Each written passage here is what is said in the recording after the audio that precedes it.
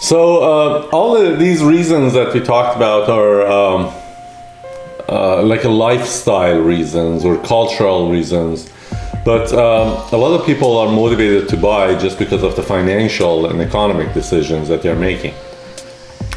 Some stuff that I hear all the time is that the fact that the interest on the mortgage is tax deductible against their income taxes is something that motivates a lot for those with a higher income to consider buying, to be able to save and basically have like Uncle Sam as a partner to pay for some of their mortgage in a monthly basis. The other thing is the fact that it's an avenue to wealth building. It's kind of like forces you that you pay that payment, you don't have any right way around it, and as a result you're saving some money into your house every month, which can be huge. But my personal favorite is appreciation. I think the fact that you use other people's money, I call it OPM, and basically by having a mortgage, now with a small investment from your side, you are able to get the appreciation that is for a much larger amount. It's pretty much not possible on any other investment out there, like out of bonds, stocks, or retirement, different type of funds and insurances and life insurances. None of them you can leverage as much as you can leverage on real estate. Well, so yeah, and I think that's important because I don't know if in Iran it was the same. I don't know if we've ever talked about this before, but I know my dad was in the Navy, and I know a lot of the employment situations, they had pension and retirement plans built into jobs. Right, and so when they're done and retired, right, they have their pension plan, they have their retirement savings, and they have Social Security. We don't see that as much now. Like, we don't have a lot of employers that give a pension plan along with the 401k. Most have 401ks, they have medical benefits, and then they have this as your job.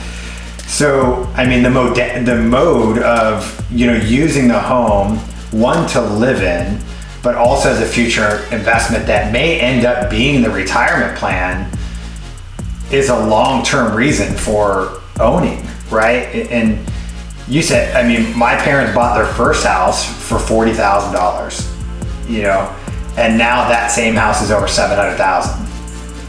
And we're talking about now the average home appreciation 3 to 4%.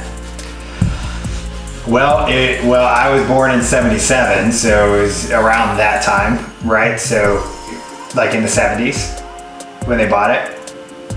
They also paid 18% on the mortgage, on the interest rate.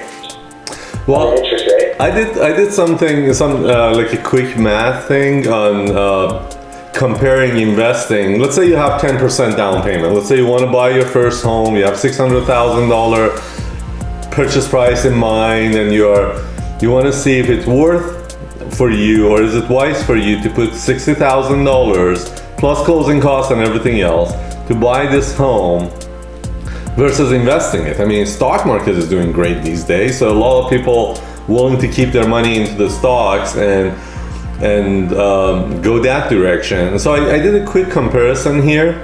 So if you buy a $600,000 property, and I don't want to go like crazy appreciations, like Orange County has over 6% appreciation year after year, but you're gonna go with like average of 5%, something that's more like nationally acceptable.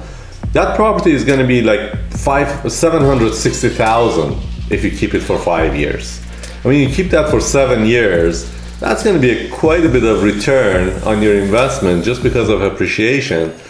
And the interesting thing is all that growth is happening to your $60,000. So even comparing your 2% appreciation versus 7.5% appreciation on, let's say, something like a stock or bonds or something like that, the real estate 2% beats the stock market all day long,